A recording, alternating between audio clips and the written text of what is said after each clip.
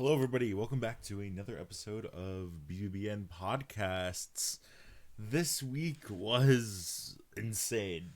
Week 6 of the regular season of the World Championship 6 for BattleBots just happened, and wow, I have so much to talk about, so much to cover. You guys know the format by this point. We'll go through each of the fights and rank them from great win to bad loss, dependent on how the robot did. And then we'll go into my power rankings and seeing where I put robots. This is going to be, the power rankings will be very interesting. This might be a little bit longer of a video because there's going to be a lot of shuffling in here. A lot of robots. We had a lot of robots and matches that were between robots that were 1-0 and 0-1. And most of them ended up happening where they all went 1-1. A lot of them, that's what ended up happening. And it's crazy. It's crazy to sort of picture it all and where to rank all of these robots. I definitely think a lot of these robots had varying levels of success. We saw a lot of high highs, but we also saw a lot of low lows this episode. Overall, I think this was a good episode in general because I think my highs don't stand a chance without the low lows. But I really enjoyed some of these the fights. Definitely the first, middle, and last fights were very good in my opinion, and some of the fights in the middle were interesting. But before we get started on my review of each and every single fight from this episode, make sure you like and subscribe. We're just building something that's really cool, so yeah, make sure you hit that subscribe button and also comment down below what you think about today's podcast episode. And we are going to we're going right into the deep of it. Oh my word, I cannot believe like what my eyes just saw. We're starting off with Endgame Ripperoni. And if you told me at the start of the season, I think if you told a majority of casual and like intense fans going into this fight, Ripperoni was going to beat Endgame, like no one would believe you, except for the people that saw it actually live. No one would believe you. The people that would pick Ripperoni would probably be ones that are just doing it for like shits and giggles. Watching that fight, I was just like, no way this is actually happening. No way this is happening like right now. My eyes are not seeing this. This was incredible for Ripperoni. The start of the fight, immediate box rush by Endgame. And Endgame brought their like really long forks that are like 1.5 times the length of the robot in general. And I'm never really a fan of those forks in general because there's it feels like there's a lack of like structural integrity. And like, what if you get stuck in, say, like a divot in the floor or something like that? It's going to be hard to get out. And that's, to me at least, obviously that's what happened at the start of the fight. It went to try to get a box rush on a Ripperoni, which I don't know why you want to box rush Ripperoni. It's also a vertical spinner. Box rushing is normally a horizontal, like when you're facing a horizontal spinner instead of a vertical spinner. But they boxed rushed, and like they went so deep in the kill saws. They went so deep in the kill saws that they like got lifted up from the one fork that got hit in the kill saws. And the Ripperoni's just like, all right, cool. I'm just gonna take my time. I'm gonna get up to speed, and I'm gonna like murder you. Get like one good shot in from the side, and then a nasty shot from the back sent Endgame flying. Took a big chunk out of Endgame in the back, and I was like, wow, this is incredible. this is probably one of the first times that I've seen that I could remember, other than like Riptide from the first season, from last season, where a rookie robot, has done so well, like has done so well and have the robot work perfectly. For Riptide, that was against Huge, right? Riptide had like a bunch of big shots at Huge, and Huge was knocked out. And then very similar case with Ripperoni. Ripperoni got in a bunch of big shots, kept on sending Endgame flying. There was one time where Endgame was able to get control of the fight, and that's when Ripperoni started like hitting on the spinner and stuff like that. But it self-righted pretty fine. And this was definitely a proof of concept fight for Ripperoni, where the proof of concept being the flywheel design, making sure that's a big old weapon. That's a big weapon. That's all offense. And having that flywheel on the back, making it drive like a, what's the best term? Like, even, I mean, having it drive, I was going to say like a hypershock. Drive with, like a spinner that has a lot less force, gyroscopic force with it. It drives like a control bot, but has, and when I mean drives like a control bar, I mean like the aggression. But it has the weapon of like a cobalt. Like it's nuts. It's insane.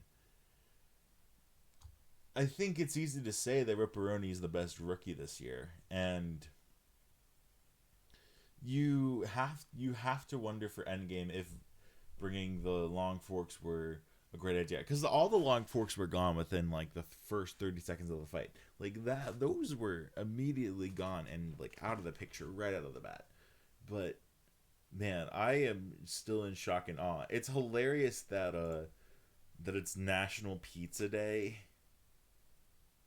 and Ripperoni, and they aired the fight where Ripperoni got a win. It's very interesting to see where this goes. I think I was underestimating Ripperoni a little too much. I was looking at the design flaws more than the design perks. I was looking at, when you look at the other side, it's slanted up slightly, and I was just like robots are going to get under that, and it's going to be like dunzo. I couldn't have been more proven wrong, and I couldn't be more happier about being proven wrong, because honestly, it was such a mind-boggling fight. Like, my mind still can't wrap around the fact that Ripperoni beat Endgame. But we move on to the next fight, being Death Roll and Switchback. Now, a lot of Death Roll's arc this season, or their storyline for that matter, is the fact that this is the same robot from 2019. And I feel like I'm going to keep on running that same train, but as much as riding the same like coattails of the idea, Death Roll definitely looks like a robot from 2019. It definitely looks like it when you see it in the fight. I think this is that was the best that Death Roll could have performed. And I think it could have lost that fight if Switchback was more reliable. Now, Switchback has a lot of those gremlins from being a new design, but we saw for a split second that, Switchback was able to get under Death Roll. But Death Roll did a great job of not having that happen to them during the entire fight. And I think in an alternate universe where, one, the weapon belt doesn't get knocked off. I mean, the weapon was still down by the time Death Roll got to the weapon belt and disabled the weapon. But I think in a world where Switchback, like, the concept is more reliable, I think Switchback has a shot at winning that. This doesn't leave a lot of question marks for Death Roll. I mean, it still was able to get a bunch of massive shots and send Death Roll flying like a good amount around the battle box. But when I was watching that, I was like, this robot doesn't have the same firepower as it felt like it used to. Right, like they showed the rotator fight as like a main example, and the rotator fight, like Death Roll was throwing rotator out and around all over the place, and it didn't look like that Death Roll. It looked like it was a 3-year-old robot that's competing in 2022 and 2022 because that's when the filming was, and I feel like I would have had different opinions of it. I feel like recency bias of the Ripperoni fight, just seeing how much damage Ripperoni could do, really affects how I think about the Death Roll fight. In a vacuum, this is a really solid fight for Death Roll. But when you look at the rest of the competition, where robots with more compact weapons, like Black Dragon, and then when we get to it, Big Dill, they don't necessarily have smaller weapons. I believe Black Dragon's weapon weighs more, but it's more compact and has a lot less reach. But it was able to get a lot more damage in, and Big Dill was able to do comparable damage to what Death Roll had. A little bit of a spoiler alert, but you watched the fight, so you know what I'm talking about. And if you haven't, why are you spoiling yourself? I digress. But I feel like we would be having a different conversation if this was built for 2022 and built for the modern day. But this was built for 2019. And we can really see that it wasn't able to get like the huge massive shots that I feel like people were expecting out of Death Roll, but it was a win is a win. You get it via knockout. You get it by basically breaking the entire robot. And I will be frank, I have been a Switchback. I've been looking like in the wings for Switchback to do good. I think the idea of just an articulating arm, sort of similar to Whiplash, as their weapon is a great idea. You can attack it from above, you can attack it head on. But they keep on dealing with these gremlins and they keep on dealing with these problems, and it's hard to like Switchback at this time. But I have to put it in a bad loss, and we'll see what happens with it in the power rankings. We now go to Captain Shredderator and Hijinks. Man, this fight could have been so much more than what it actually turned out to be. Like, this fight was so disappointing.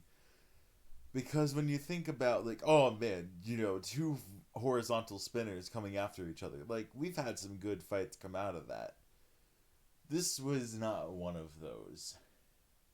I thought that Hijinks was more reliable than what it actually was. And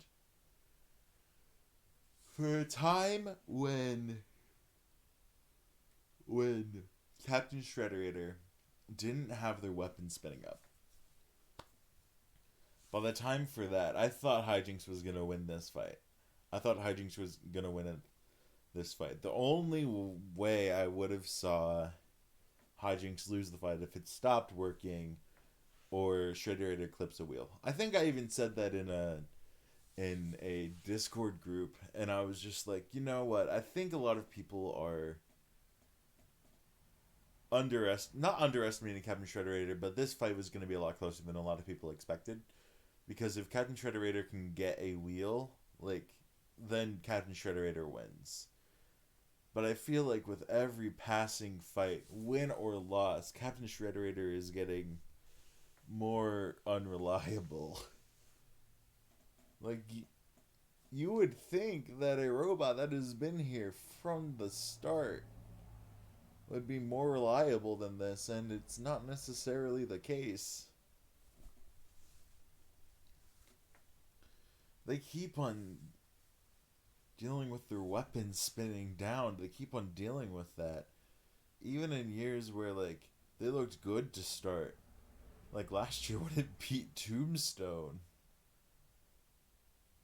Like, even years with that, like, they still ended up having problems with their weapon. But eventually they were able to get their weapon spin up. They didn't really do much. Like, neither robot did much in this fight. It paints both robots in a negative light for me. Like, Captain Shredderator won because it was the only robot that was up and still moving around. That's why Captain Shredderator won. And Hijinks, this was less of a Captain Shredderator winning the fight than Hijinks losing the fight. Which is, you know, not how you want to win. And you have to look at Hijinks and say, man, this was already a fringe robot, and you have to look at how ugly that Captain Shredderator loss was, because you were winning that fight.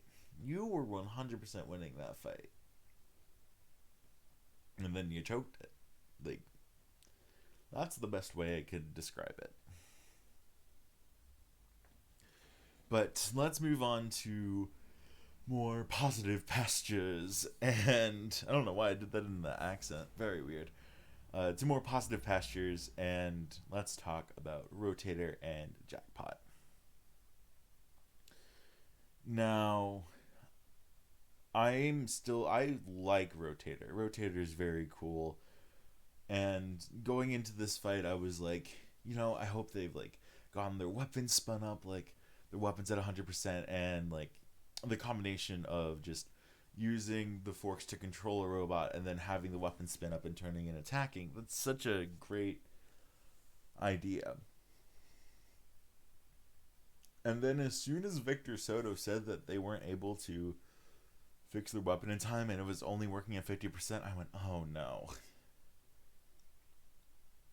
Because I knew that Jackpot had a better chance at winning. At least in my head, that's what I thought. And this is another point of, I'm so happy that I was been able to get proven wrong in this fight, because Rotator put on a clinic. When you look at a matchup of a horizontal spinner and a vertical spinner, you ask the question of, how fast can the vertical spinner win? Normally, horizontals do not fare well against vertical spinners. And there have been exceptions to this, and this was definitely one of the exceptions. The Rotator bar was I think it was just too low for the Jackpot bar to even, like, get contact with it, to even get a weapon-on-weapon shot. Like, I think it was too low. And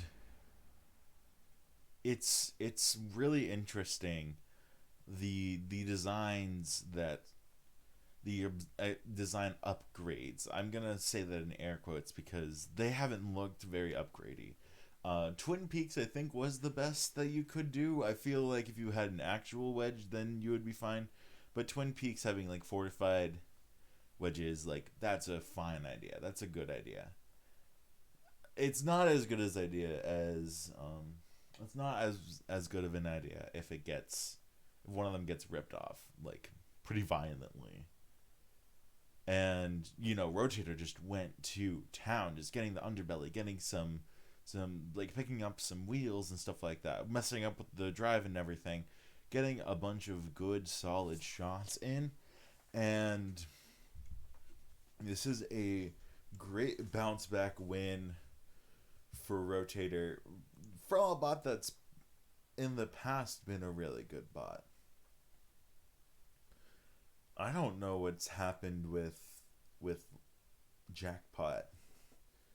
Jackpot doesn't look solid anymore. It doesn't look good. It looks washed, even though this is their third third year competing. It doesn't look the best. And I remember talking about sort of the lifter and the little forks on the lifter. I wonder if that might be the problem. And the weapon didn't spin up as well as it should. Like, the robot is underperforming severely underperforming, and I just wonder if it's just washed, or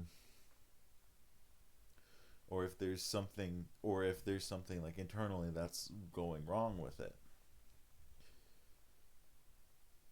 But we move on to Scorpios and Big Dill. And man, I'm gonna say this to start out. Similar to the Captain Shredderator and Hijinks fight, this wasn't more of a Scorpios win, this was a Big Dill loss. But also Big Dill looked pretty solid. And this is definitely a proof of concept for robots that are like a Big Dill and Terratops, right? Because Big Dill and Terratops, their thing is like lifter in the front, party in the back. Like business up front, party in the back. Business being the lifting forks you get under them, and then the weapon, no matter how small it is, chews up on the robot. And Big Dill was able to get some solid shots on Scorpios, and you probably would have won the fight if you stayed alive, Mr. Big Dill. You would have won the fight if you stayed alive and then stopped quitting, like quitting on yourself. There have been so many times like this season where robots were doing a great job controlling the fight. Like a Monster Fire comes out as like culprit number one against Malice, where it got that one big shot and then it just stopped working. It just stopped working at all. And I would say I would say it was a good loss if it was the judge's decision and if they lost. Like somehow they botched it and they lost. But like the reliability issues are really plaguing Big Dill here, and we might be looking at a one-on-one Big Dill that has a shockingly good weapon. I wasn't expecting much. I was sort of upset, especially with Big Dill and free shipping, and they're just like, oh, they're just conforming to the meta. They're just slowly but surely just turning into a four-wheeled wedge with a spinner on it. Like, that's what I thought they were going to be. But that's not the case, because Big Dill can still get a lot of flips in. Theoretically, it can take shots from the sides. We'll have to see that to be sure. We did not see the vertical spinner against Hijinks, but we saw it against Scorpios, and Scorpios normally doesn't do well with vertical spinners. But it makes me wonder. It makes me wonder with Scorpios why they didn't use the same configuration that they did with Jackpot. It makes me wonder that, because it almost seems like that configuration makes their robot, like their front of the robot, heavier to the ground, and then you can just like control the fight that way and get under Big Dill. It makes me wonder why they didn't do that, because I think we wouldn't be having this conversation of, oh, Big Dill would have won if it didn't quit on itself. I don't think we would be having that conversation. I think Scorpios would win if they led with like their forklift forks. I don't remember what they're called, but they're like forklift forks. They're big and they're low to the ground and they get under.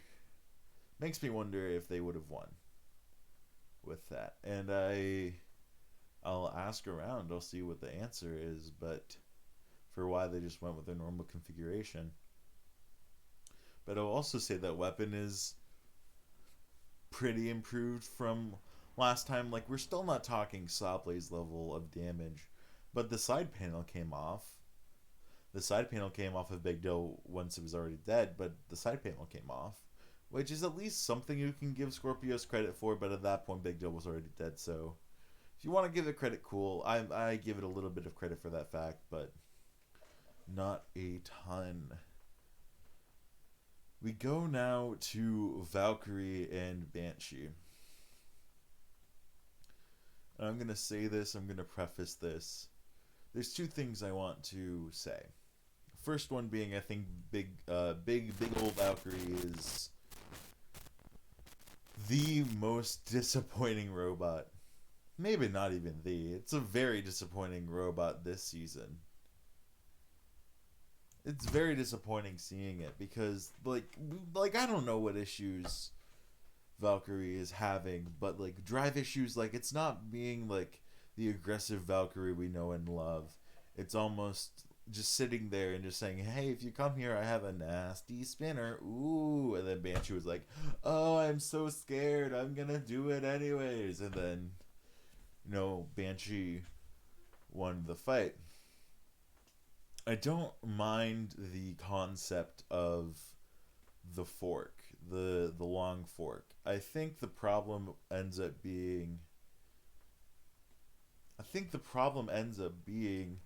like when you're inverted. I mean, we saw it right here, right now. Banshee like drove into Valkyrie, and then like the fork just like started dangling, and then it hit the spinner, and then just took it right off. But it makes me wonder how much damage you would actually be able to get, because if I'm imagining it correctly, wouldn't it just ride up onto the fork, and wouldn't Banshee just ride up on the fork and then not take any damage? Because the fork's supposed to deliver you to the robot's weapon. The weapon is under the fork. It makes me wonder, but I think I will say this. I think the top two rookie robots are in this episode. Like, ones that are in the tournament proper. I mean, we haven't seen some of the other rookie robots like Terratops, one that I'm really looking forward to. But I think these are the top two rookie robots this season. Banshee, I think I was a little too hard on Banshee. This was definitely the proof of concept for Banshee. It's a flipper. It's a very low to the ground flipper, and a similar flipping mechanism to like a Bronco or a Lucky. And it worked well. It worked solid. I mean, this could be a robot that could deliver some upsets potentially if it fixes its reliability. That's the only problem that I have with it. And obviously, rookie robots and reliability, you have to tune your robot in order for it to not have reliability issues. But this was a solid win for Banshee, and I think I was a little too judgmental of it against Switchback. Didn't do much against Switchback still, but this was a matchup that Banshee could win, and Banshee won. And now we move on to Tantrum and Hydra.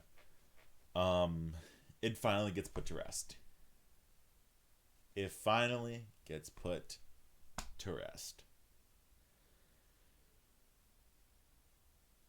The debacle of who won the semifinal match between Tantrum and Hydra can finally get put and buried in a casket, and then we no longer have to make this argument. because Tantrum absolutely dominated that fight. That was the simple fight of ground game, and ground game it had, and ground game it won. And I was worried for Tantrum. I was really worried for Tantrum after the Minotaur fight, because it took a lot of damage and it didn't really have a lot of response to Minotaur. But I think it defeated Hydra, one, because of ground game. I'm surprised Hydra's ground game wasn't lower. Like, I am really surprised that it wasn't lower.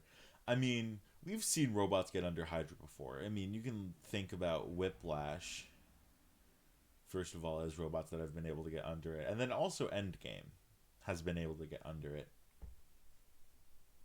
You have to have really low forks. And you have to have long enough forks to not get on top of Hydra's flipper.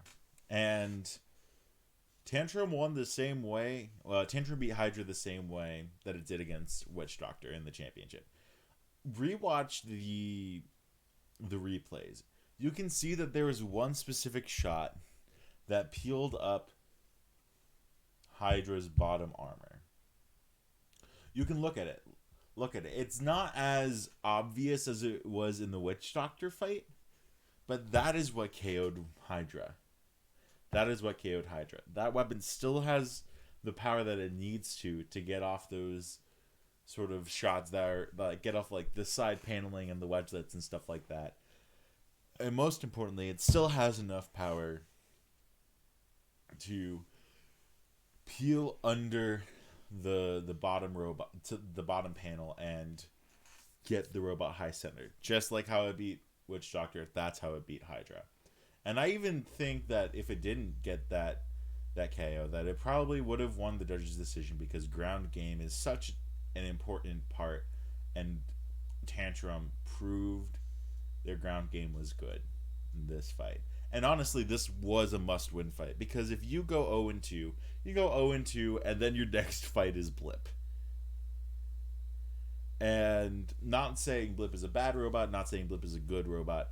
That is probably a matchup you don't want to face, because, you know, Tantrum and Blip are in the same family. I don't even think it's still a matchup you want to face, but it's a better matchup now than the fact that you're 1-1. Because if you lose it, you can at least win one more fight. You're 2-2, and you'll more than likely get a low seed. But you keep on winning out, 3-1. That's gonna look good. Like, beating Hydra will look good on your resume. But I think we put Tantrum in. We'll put Tantrum in the great win category, and we're gonna put Hydra in the loss category. It was able to get a flip, but it was a solid flip. We've seen better from Hydra, and Tantrum was immediately able to recover from it. So, with the review portion out of the way, we now go to the very hard portion of where do I put these guys? Where do I put these people? Oh man. This would be a lot easier, say, for me to rank, say if Endgame beat Ripperoni and Hydra beat Tantrum. It would be a lot easier for me to put these, to rank this. But we obviously have to have a new number one.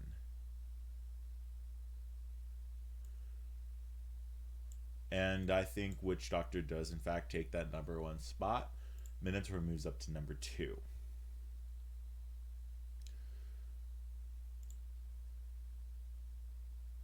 Do all these robots get moved up one spot?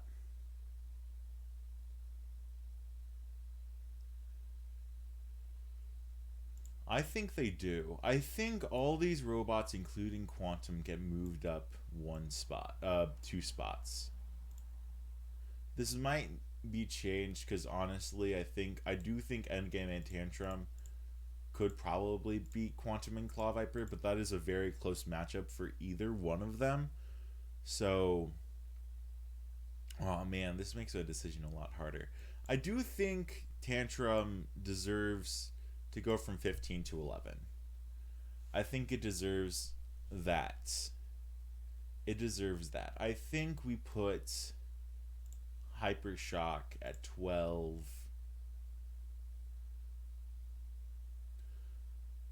Oh man, we also have to put Rotator in here. Is Rotator better than Endgame? I think Rotator's win is better. Rotator's win against Jackpot definitely feels a lot better than Hydra and Endgame's wins over Rotator and Blip like respectively, whatever that word is. Phew.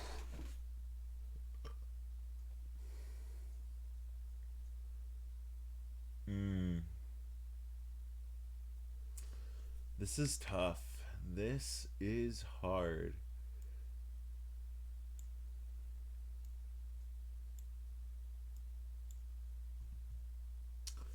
Oh my word, this is very challenging. I think I need to come up with a decision right now. Rotator definitely. Rotator was the most impressive out of these two robots this episode. And you have to look at the Hydra win of Rotator and say this was not Rotator at 100%, and even not a 100% Rotator was able to do well against Jackpot. Jackpot isn't the best robot either, but I think the head-to-head's really throwing me off.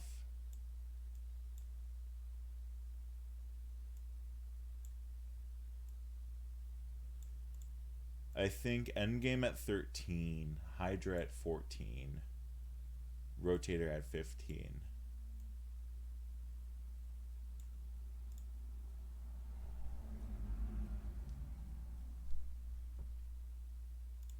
That feels right.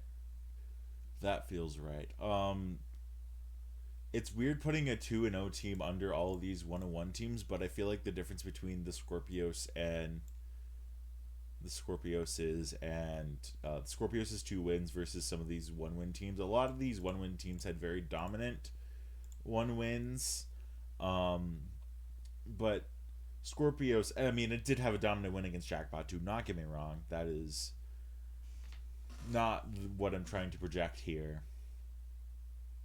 But it won its second fight because Blig Dill stopped working. That's why it won the other fight. But now we have some interesting placements. I think Ripperoni's getting a big old jump. I think I was too harsh to Ripperoni earlier. I think it's gonna get a big jump from where it was to where it is now. Death Roll would definitely be taking up this number 23 spot if it had more of a dominant win. I'm actually gonna. I've been thinking about it. I might hopscotch Monsoon over. Well,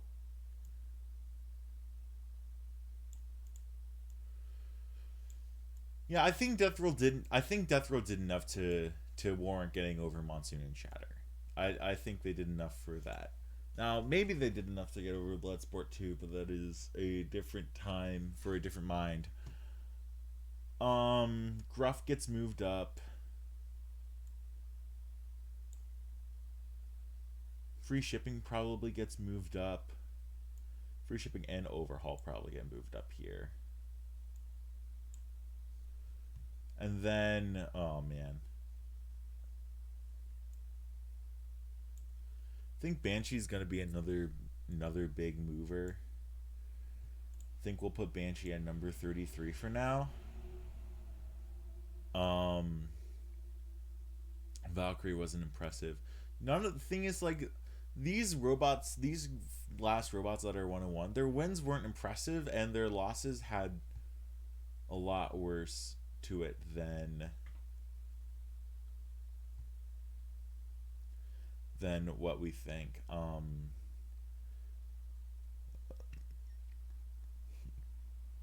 Man, this really is sort of the nitty gritty.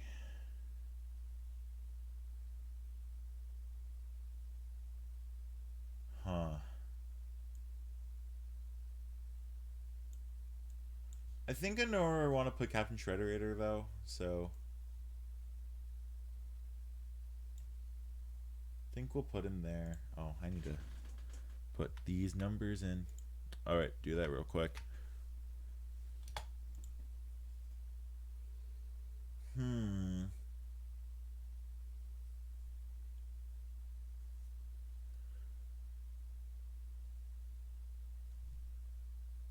I think when we look at it, Hijinks win over Big Dill was solid. And the loss was, oh man, this shit is tough. We have Jackpot, we have, see, like, Jackpot didn't look like Jackpot in either of its two losses. Jackpot does not look like what we used to know and enjoy. I think we'll do that. I think Big Dill is better than Jackpot right now. Big Dill was able to get some, like, was competitive in both of their fights. Jackpot didn't really do much. And that leaves Valkyrie. Valkyrie and Switchback. Oh man, I forgot about Switchback. Switchback is also pretty unremarkable.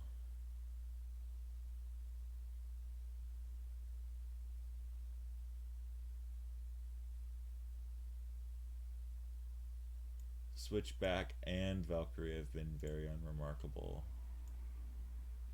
But at least they are better than these robots.